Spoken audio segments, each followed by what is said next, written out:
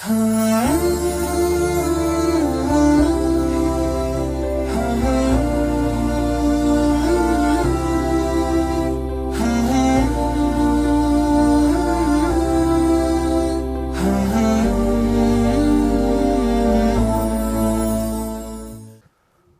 алейкум, кадырман көрүүчүлөр. Улуттук биринчи каналда иман сабагы берүүсү өз көрсөтүүсүн баштады. Аны мен Максат Атабаев алып бармакчымын.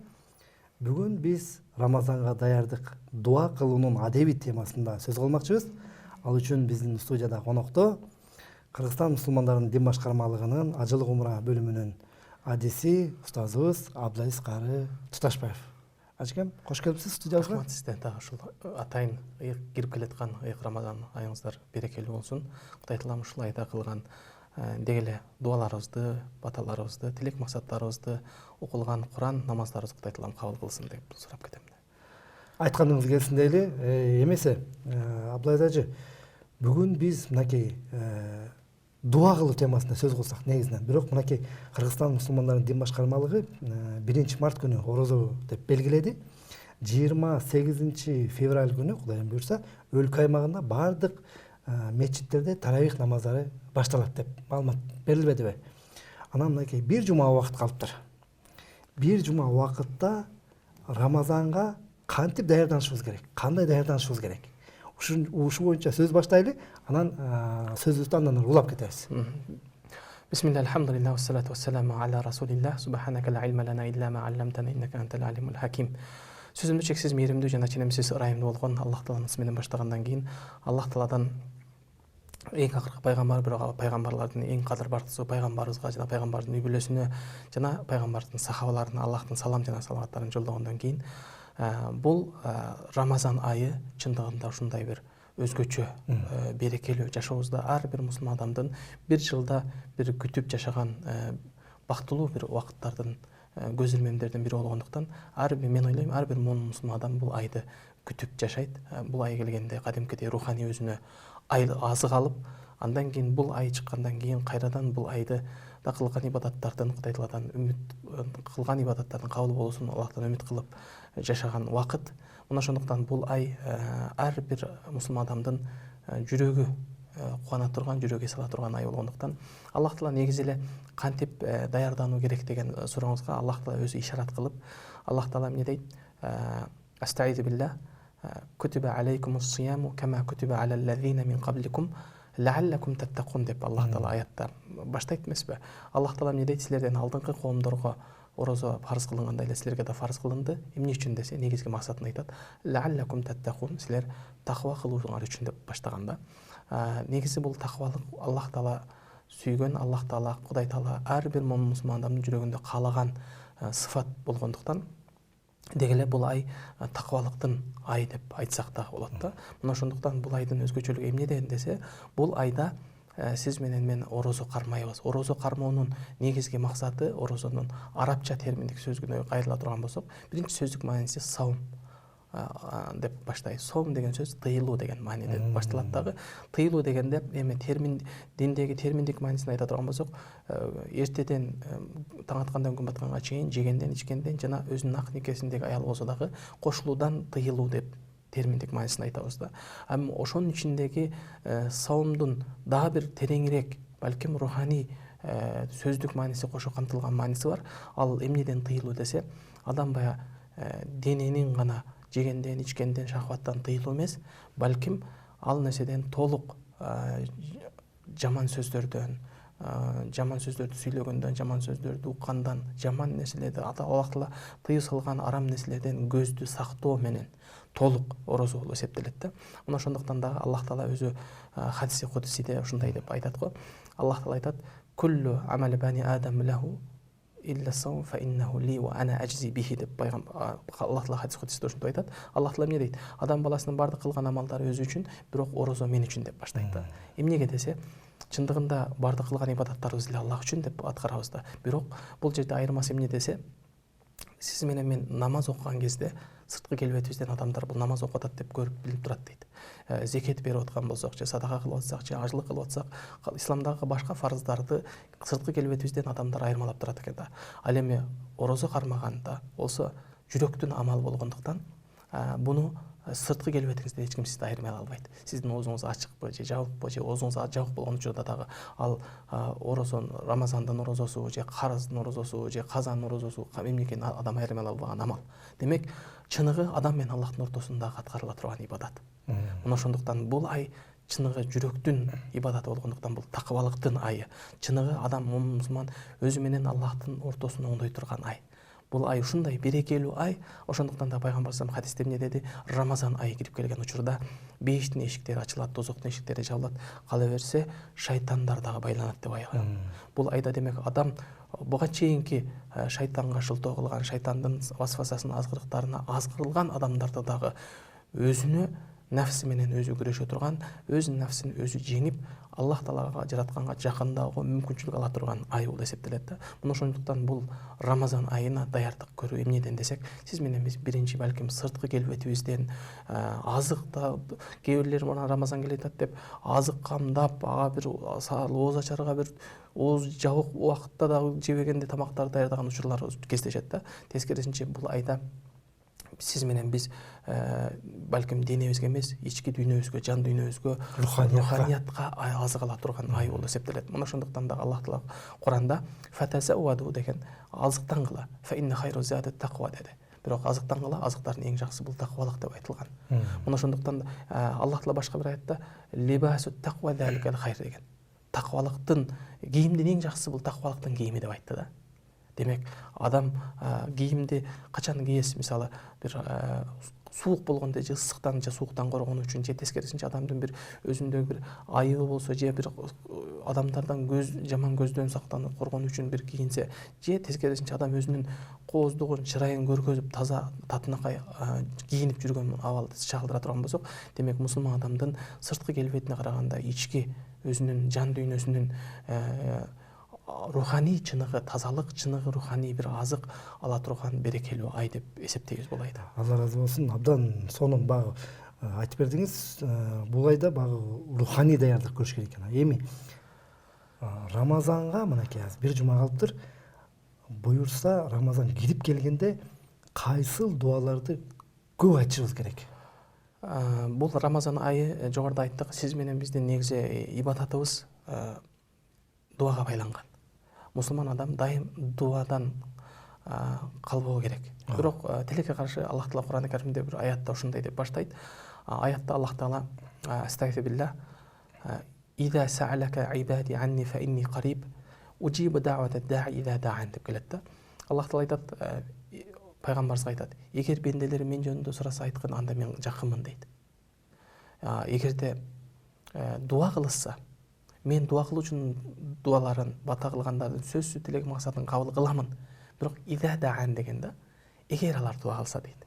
Бул жерде бир маани бере турган маселе, биз көпчүлүк учурда балким дуа кылганды дагы унутуп калабыз.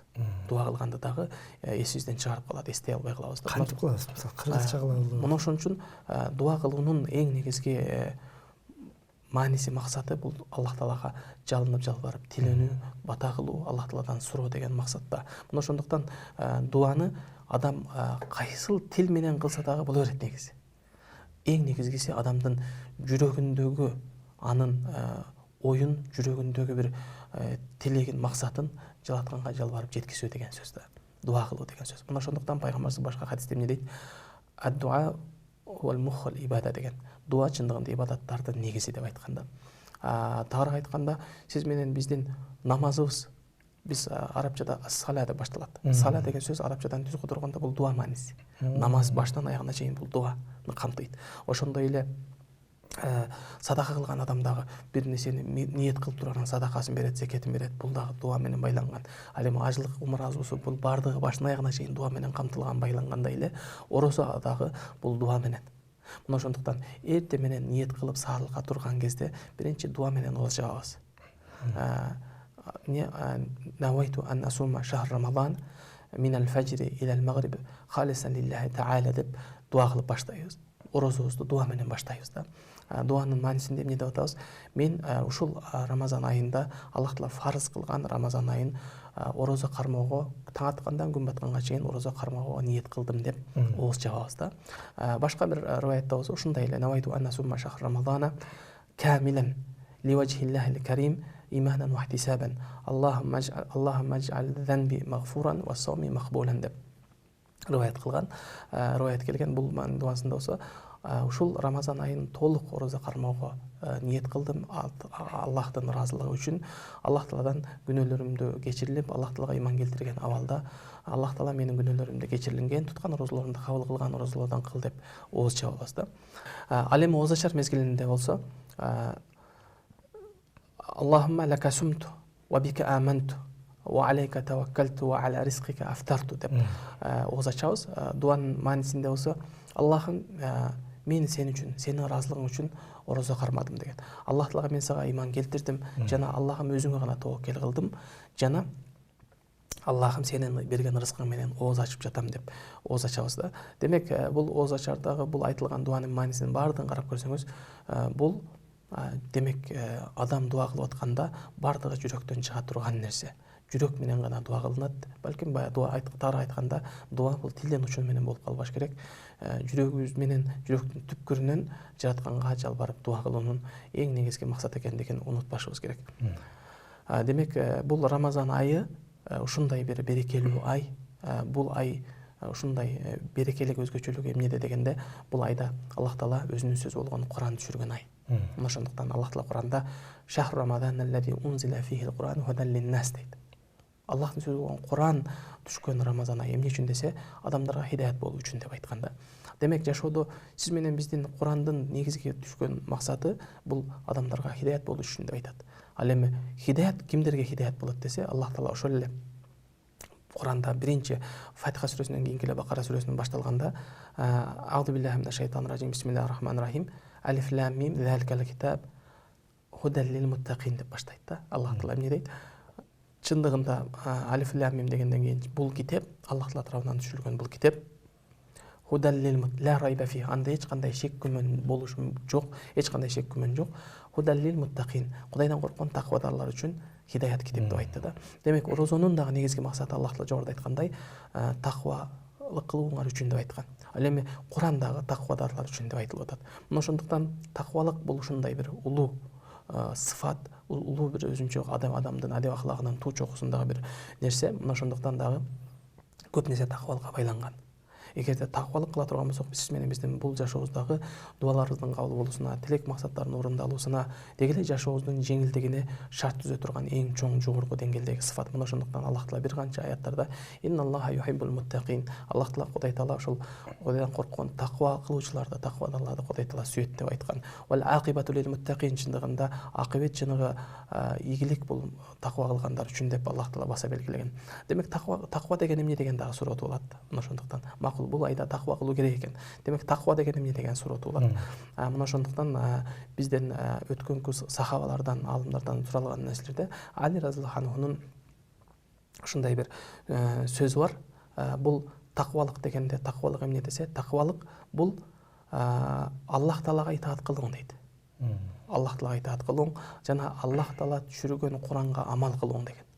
Жана Аллах Таала түшүргөн Куранга амал кылып, Аллах Таала тыйган нерселерден тыйылуу менен ал-исти'дад ли-йаумир рахил, акырет күнүнө кам көрүң деп айтканда.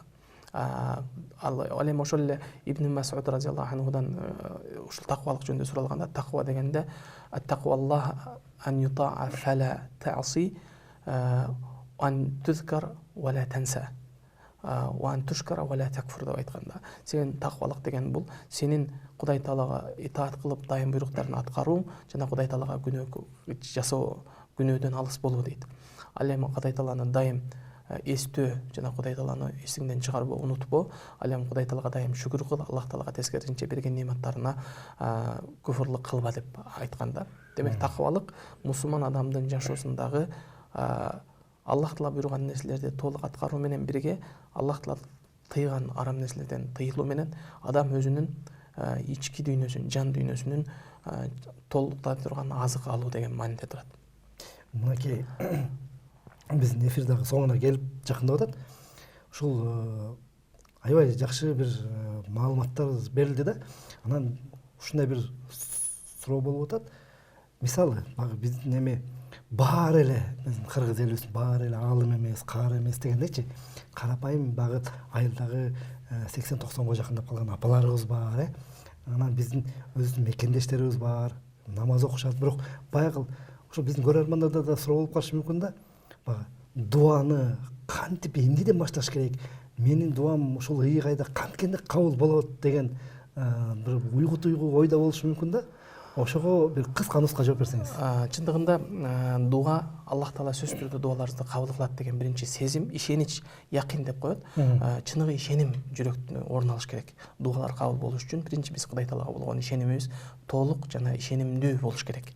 Бул биринчи биздин мусулман адамдын адеп ахлактарынан бири. Андан кийин дуа кылган кезде дуалар кабыл, кандай дуа кылуу дегенде, дуалардын кабыл болуу үчүн пайгамбарыбыз бир канча нерселерди баса белгилеп өтүп кеткен. Ошол дуалардын ичинде биринчи Аллах Тааланын сын сыфаттарын ортого коюп, Аллах Тааланын сын сыфаттары менен суроо, андан кийин тилек максаттарыбызды айтуу, андан кийин дуабыздын аягында пайгамбарыбызга салават айтуу. Биринчи баштап көрбөйлү, кантип айтасыз? Биринчи баштаганда эле мисалы Аллах Таала өзү Куранда көптөгөн дуаларды үйрөткөн да. Ошол дуалардын ичинде мына Фатиха сүрөсү биринчи алгачкы эң биринчи дуа деп айтабыз. Караңыз, Фатиха сүрөсү эмне менен башталат?